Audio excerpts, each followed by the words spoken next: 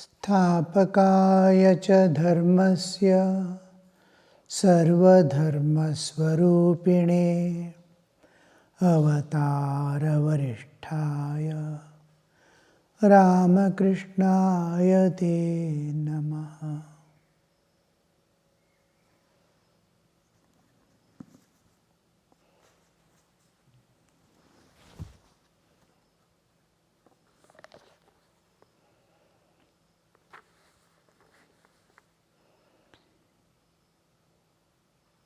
In order to be able to renounce, one must pray to God for the willpower to do so.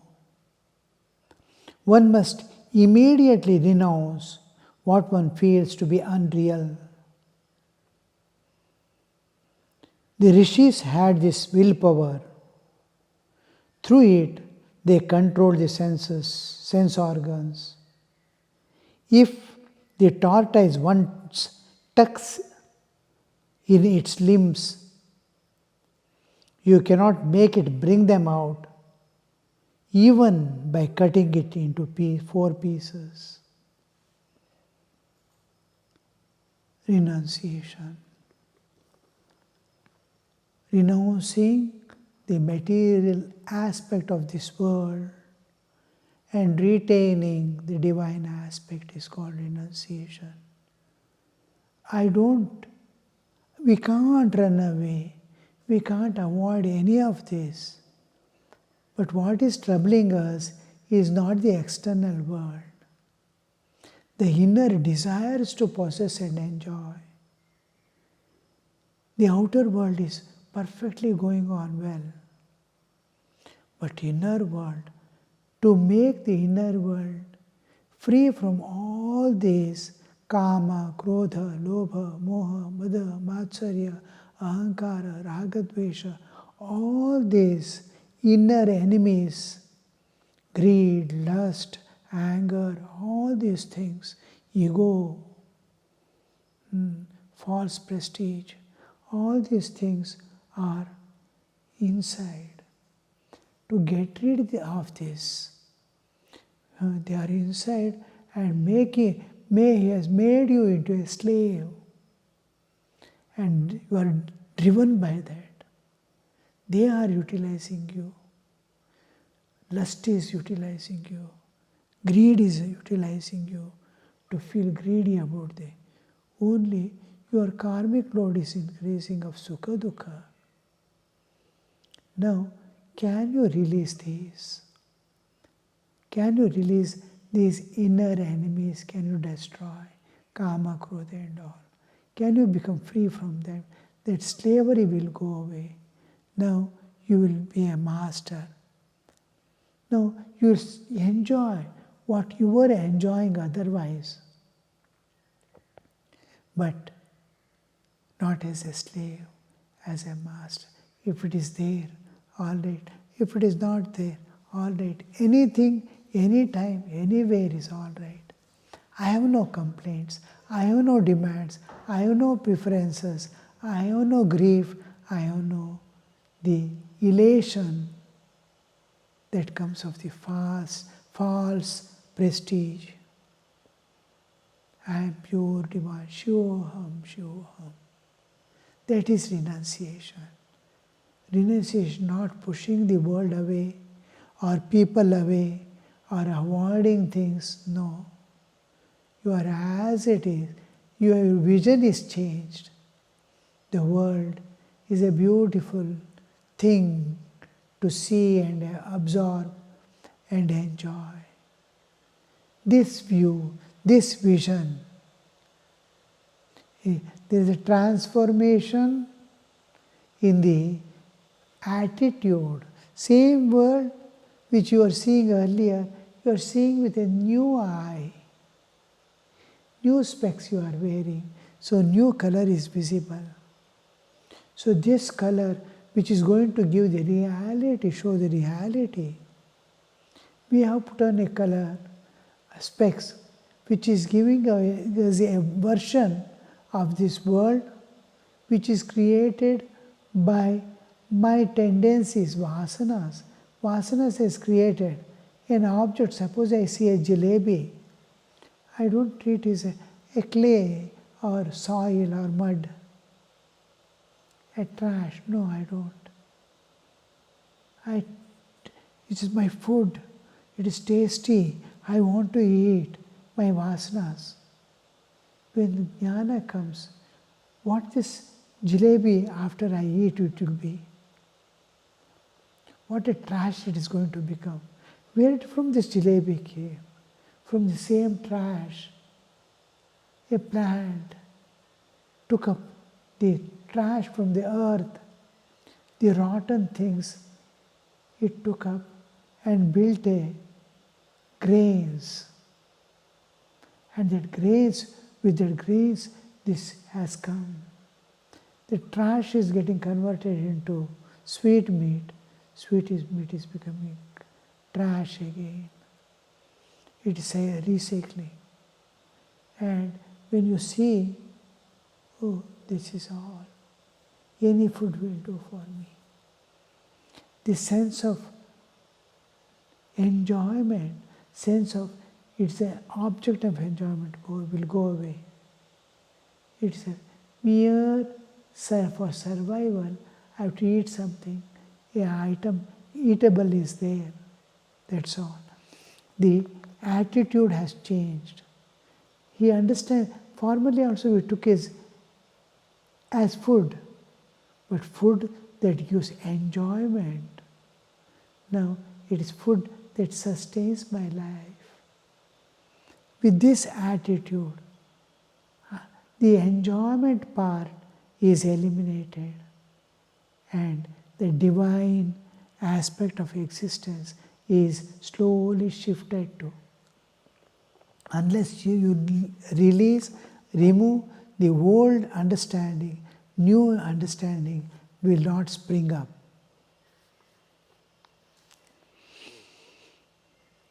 So in order to renounce means changing this attitude. Instead of seeing a world, you are seeing divine. You must pray for, because old tendencies, old vision will become strong. For the willpower,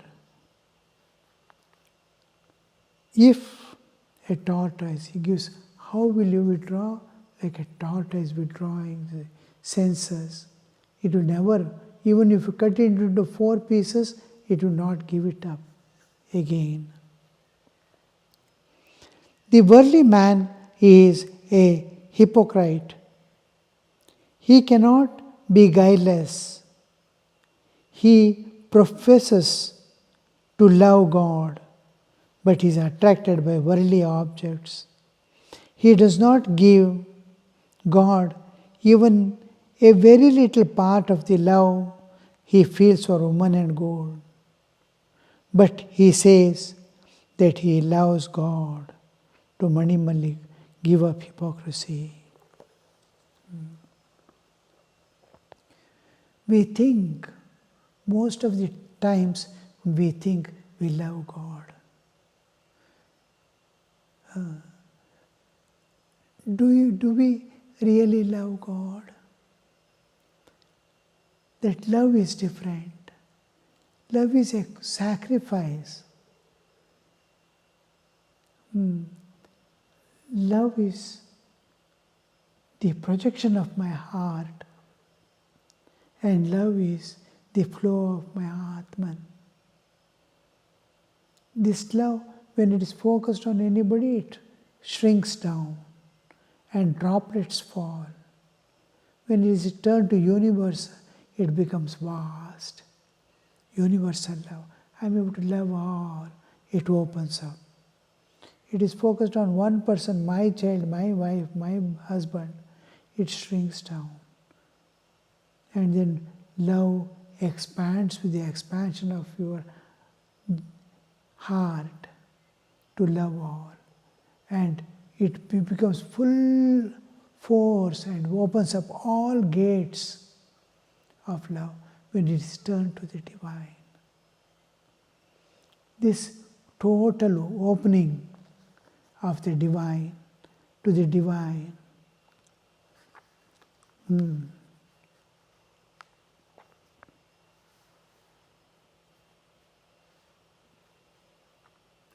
Worldly man is that now you are loving everyone, everything, or you are not giving to one person and not giving to other person.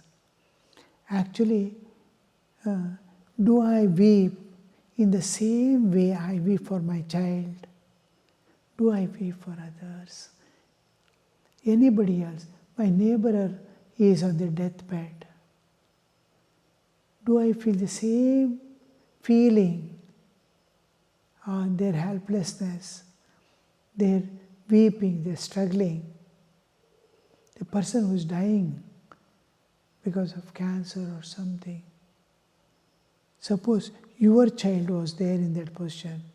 Now their child is, do you feel the same? Yes, you are able to love all. This we don't do. We love God means first condition is, the moment you start truly loving God, you love all. Hatred drops away from your heart forever.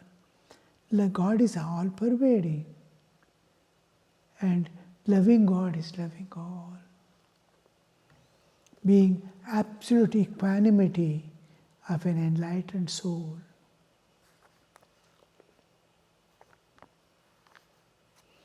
That's why Sri Ramakrishna says, it is an hypocrisy. I think I love, I give my all attention to God, but at the same time, I am engaged, I am holding certain things as mine and enjoying them.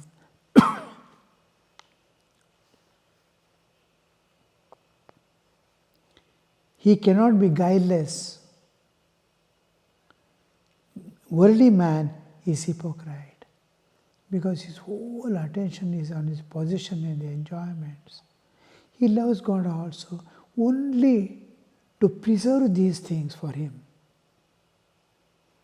not seeking him and seeking nothing in return. He professes to love God, but attracted by the worldly objects.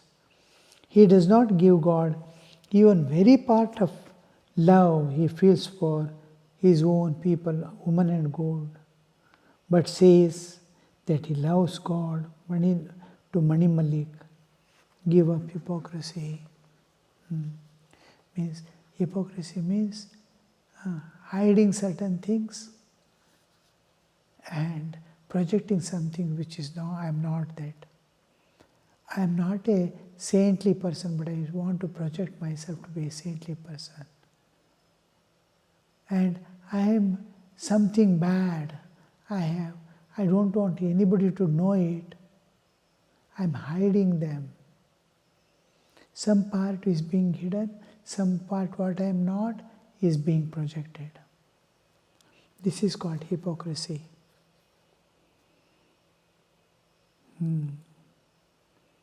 He's telling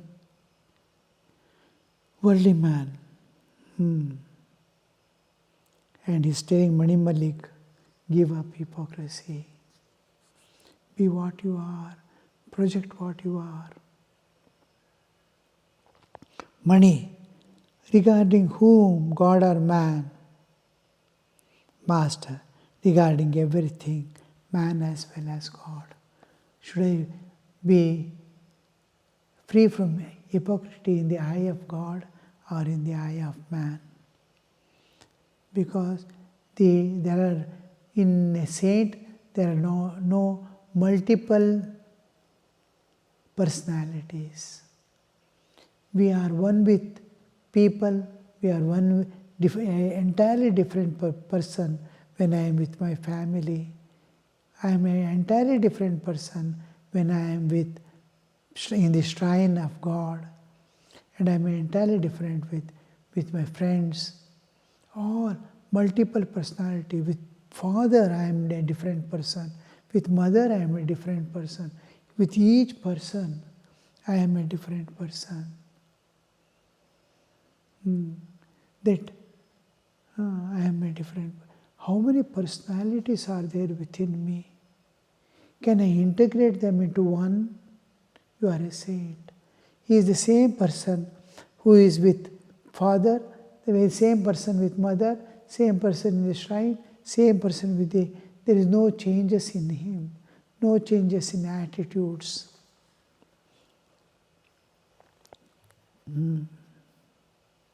Regarding everything, one must not be a hypocrite. How guileless Bhavnath is. After his marriage, he came to me and asked, "Why do I feel so much love for my wife?" Alas, he is so guileless. Is not it natural for a man to love his wife? This is due to the world-bewitching Maya of Divine Mother of the universe. A man feels about his wife that he has no one else in the world so near and dear that she is his very own in life and death, here and hereafter. People think we can never be separated. I have heard this from many pair of lovers. They say to each other, we can never part. Even if we die, we cannot part. We'll be wondering, what are they speaking? We come from somewhere, come together, flow a distance, again part and go. Each, whether it's mother and child or father and child, husband and wife, all we come together, stay for some time and part and go. Janama marana ka mela hai sapana, ye sapana visara de. Koi na sanga mare. Nobody will die with you, nor you came with anybody to this world. Nobody will die with you, to go with you. It's a false dream.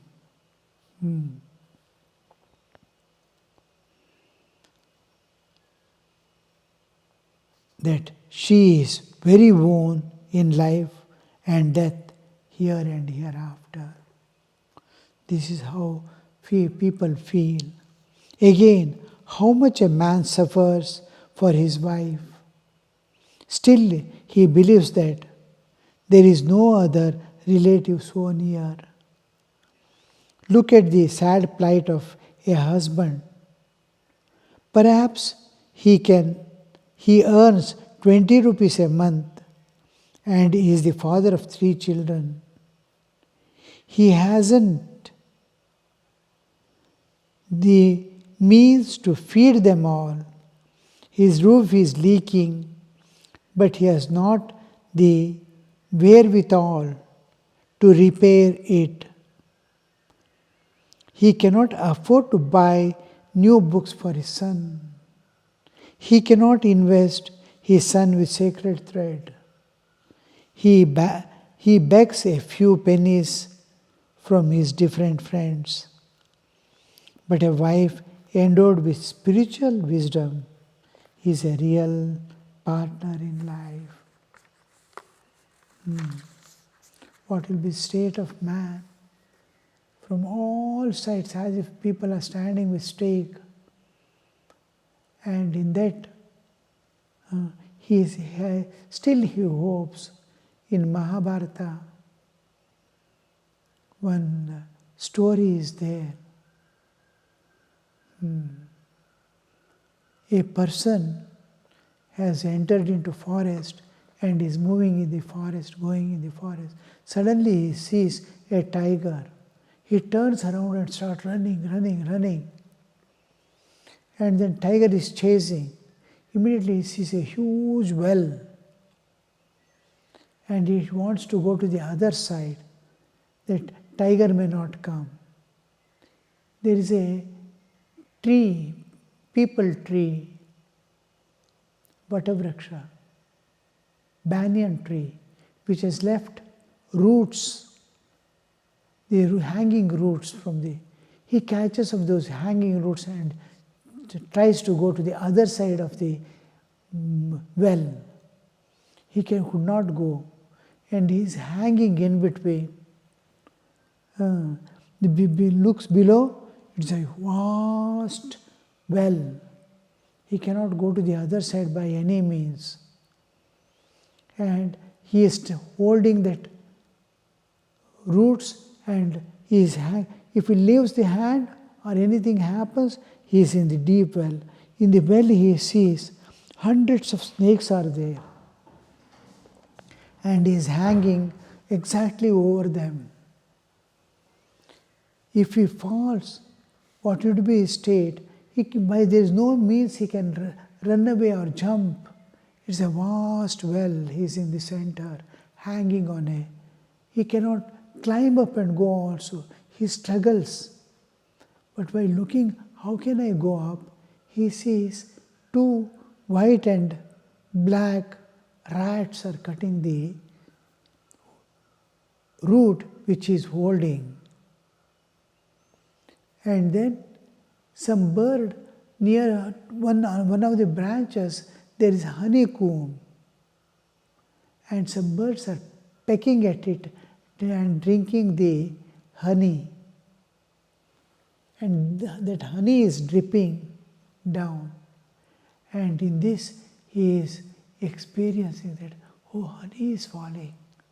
He is stretching his tongue to catch that drop. Danger on all sides. Behind is tiger, below are snakes, above the roots are being cut, the two rats are day and night, the life is going. Look at the things, and he is still aspiring for enjoying the droplets that are falling from the honeycomb. This is the state of man in which he is locked up.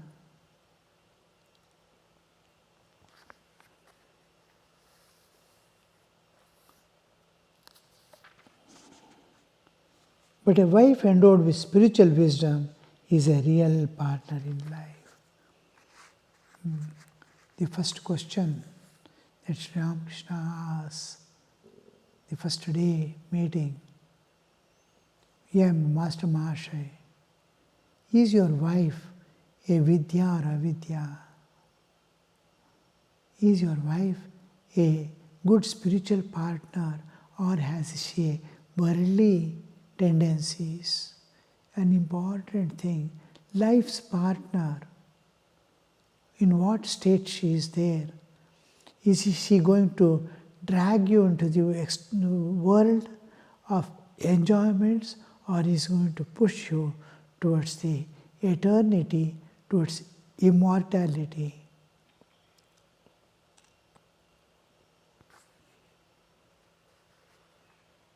Greatly helps the husband to follow the righteous path, the one who is endowed with spiritual wisdom, wife endowed with spiritual wisdom. She greatly helps the husband to follow the righteous path, religious path. After the birth of one or two children, they live like brother and sister. Both of them are devotees of God, His servant, His handmaid. Their family is a spiritual family. They are always happy with God and His devotees. They know that God alone is their own.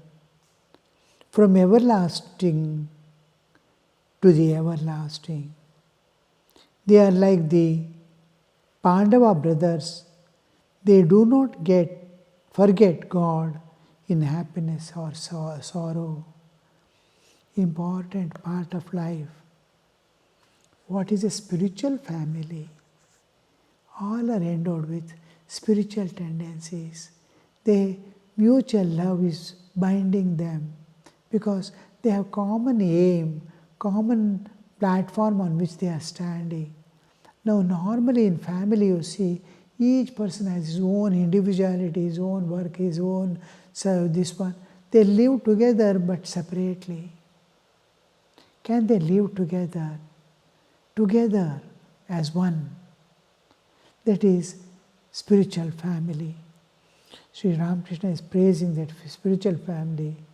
They know that God is their own. What an understanding, you see. From everlasting to everlasting. They know that God is their own from everlasting to everlasting. They are like the Pandava brothers who do not forget God in happiness or sorrow. In sorrow also, they are able to think of God. In both situations of life, happiness or sorrow. Om Shanti Shanti Shanti Harihi Om Tat Sat Shri Ramakrishna Arpanamastu.